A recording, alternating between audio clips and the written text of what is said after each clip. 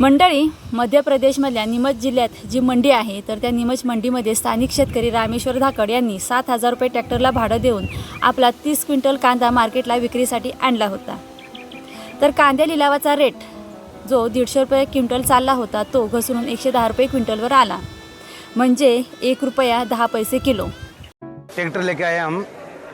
Tractor का 7,000 का खर्चा है ट्रैक्टर यहाँ लाने ले जाने का, और प्याज बिक रहा है 1 रुपये 10 पैसे हमारे प्याज की बोली लगी है।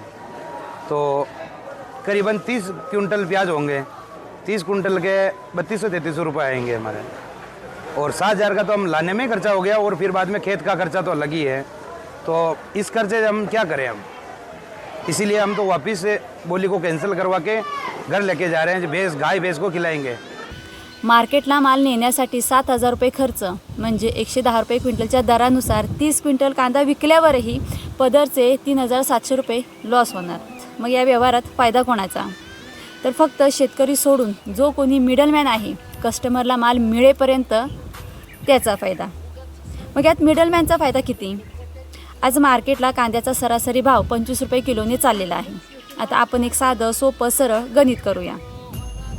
विक्री दर किती? तर 25 रुपये किलो गुणिले 30 क्विंटल म्हणजे 3,000 किलो बरोबर किती झाले? तर 75,000 रुपये। मग या 75,000मधून शेतकऱ्याचा हिस्सा किती?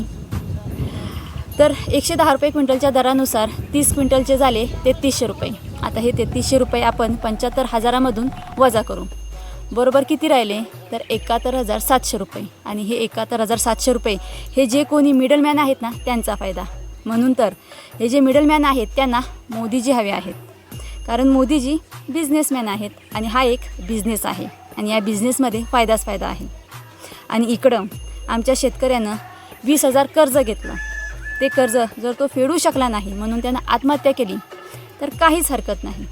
मात्र हे व्यापारी, दलाल, आडते, विक्रेते हे मात्र पहिले जगले पाहिजे।